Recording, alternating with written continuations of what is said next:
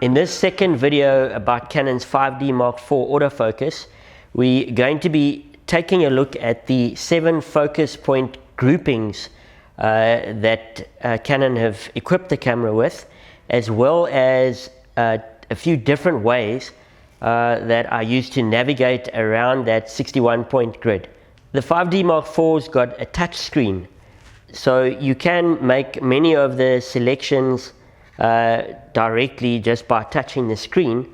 But in order for this video to be a little easier to follow along and understand, I'm rather going to be using the controls and buttons as we point out different options. Jumping right into the autofocus groupings, there are 7 of them, and the way that we can access them is by going to the camera menu, going to the pink autofocus menu, and then in the 4th tab there's a little option there that says select AF area selection mode.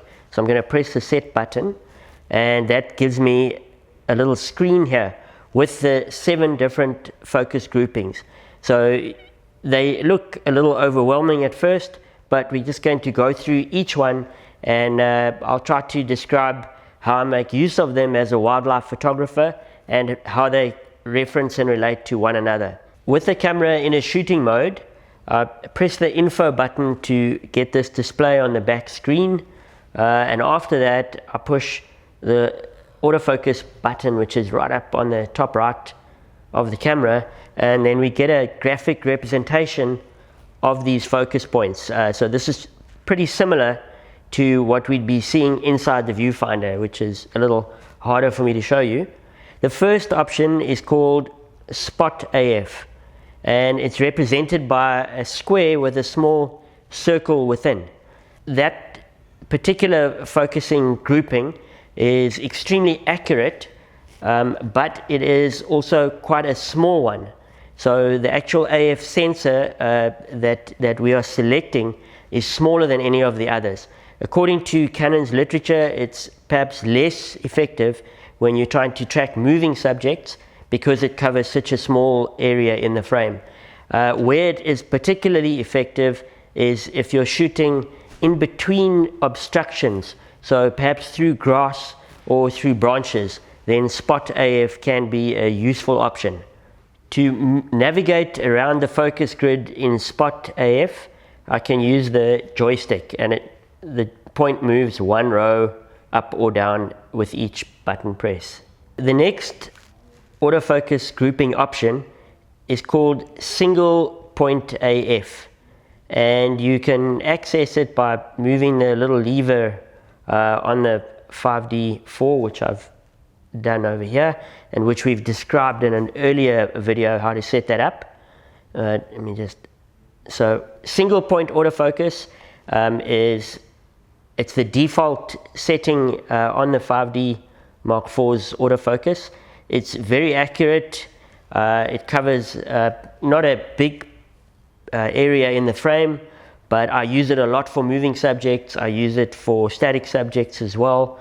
I find it's extremely accurate if I can keep it on my moving subject. It's not always the easiest focus point to keep in position when things are moving quickly, but when you do manage to keep it on, then it works well.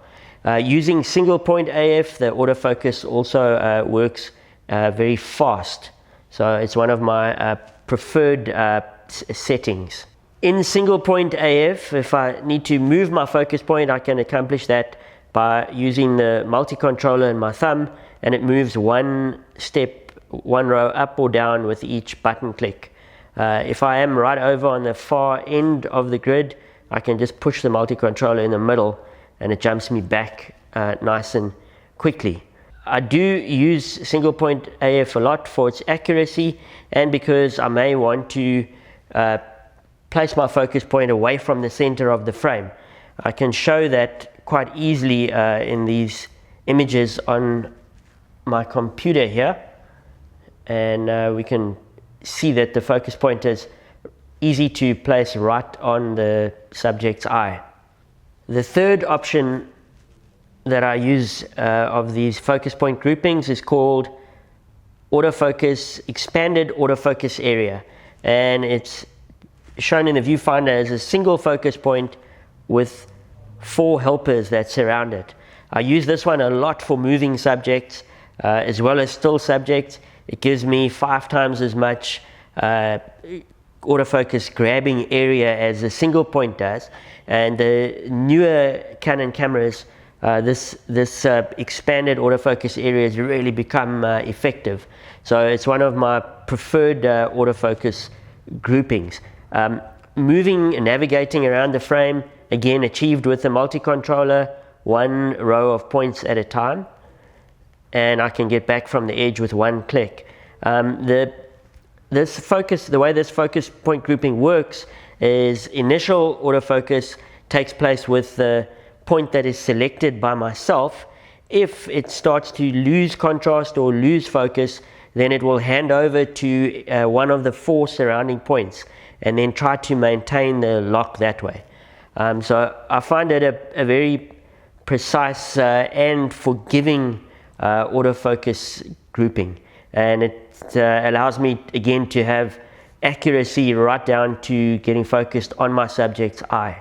The 4th autofocus point grouping is called AF Expand Surround, and it is made up of a single focus point with 8 helpers as opposed to 4 which we had on option 3. So it works in the same way in that autofocusing starts with the point that I've initially chosen.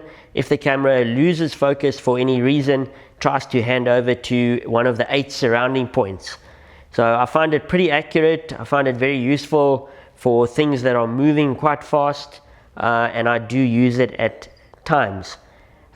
Navigating around the 61 point grid using surround happens with the joystick, but it moves 1 row at a time. So you can see, and getting back to the middle comes back with 1 click.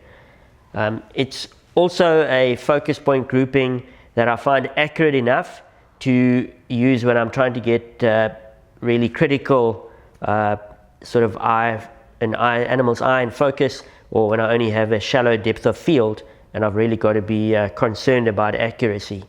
The 5th autofocus grouping is called Zone AF. It works also with 9 focus points, and at first glance it looks almost like the surround option, but it's quite different in the way it works. In AF Zone, you don't have any control over which focus point tries to lock onto your subject other than that cluster of 9 points. You've got complete control over where that group of 9 points is positioned on the grid, but not on which individual focus point starts to or locks on. So I do use Zone or AF Zone. I find that it works best for me when I'm shooting in good light. I've got enough depth of field from my camera exposure settings that it doesn't matter whether I get my subject's eye or nose or whiskers or ears or wing. So as long as Zone AF grabs some part of that subject, then I'm going to have enough depth of field to counter for that. I don't use Zone AF so much when I need absolutely precise focus on something that isn't moving around too much, and I don't use it when the light is really low, my aperture is wide open, and I don't have much depth of field. A benefit of Zone AF, if you're photographing things that are big and easy to focus on, is that you can move it just with 1 click of the thumb. It will jump to the left or right of the grid. A click up takes you up in 1 step. So what it does mean is that you can move around the grid very quickly with AF Zone. So it's useful in that way. When it comes to absolute accuracy, then it is less effective unless I can stop down to get that extra depth of field. The 6th autofocus grouping is called Large Zone. and it is new to the Canon 5D Mark IV. The way it works is similar to the 9-point zone, except these groupings are even larger. So the whole 61-point grid is really just divided up into 3 different blocks. So getting to the left side, the middle, or the right side of the frame is simply accomplished by one click of this joystick. It's fast, it's easy to control where focus will happen in your composition in a broad sense, but it is not very precise, as again, focusing will only take place in that cluster of points that's within the brackets, and you don't really have any control over exactly which focus point is going to be chosen by the camera. What I see when I'm using large zone AF is that at times it may even grab the closest part of my subject, which might not be the bit that I want in critical focus, or it may grab the part of the subject that is actually the highest contrast. On this example image here, you can see that large zone AF has grabbed the subject's nose rather than the eye. The 7th autofocus grouping on the 5D Mark IV is called Auto AF Point Selection. So with this option, all 61 points are active, and I don't really have any control over which focus point the camera starts to focus with. So it's quite a good option if you're photographing something that's moving quite slowly or predictably, and you want the camera to track and hand over one focus point to the next as the subject moves around in the frame. But I find that with the kind of wildlife photography that I do, I have too many subjects that look the same, so the camera gets confused, and then at other times it grabs parts of the subject that are not that critical for me. So I don't use it much myself, but I do know that it can do the job if you've got something, again, in like a bird flying slowly in the sky. You have enough depth of field from your exposure settings that you can cover any part of the bird being in focus, and that's when the fully automatic setting will do the job. But it's not one that I use too much in my own shooting. And again, having a look on the computer here with my test subject using all 61-point automatic autofocus, and it ended up grabbing the subject's nose rather than the test subject's eye. With 7 autofocus groupings and the easy access that we have to them via this little lever for the American viewers out there, it can take you quite a bit of time to cycle through, even though you're not taking your eye away from the viewfinder, and it can be easy to inadvertently select the wrong autofocus point grouping. So for my own 5D Mark IV, I go into the menu, I go to select autofocus selection mode, and I get rid of the groupings that I don't use often. So on most days that would be no spot AF. I want the default, which can't be changed. You can't get rid of the single point.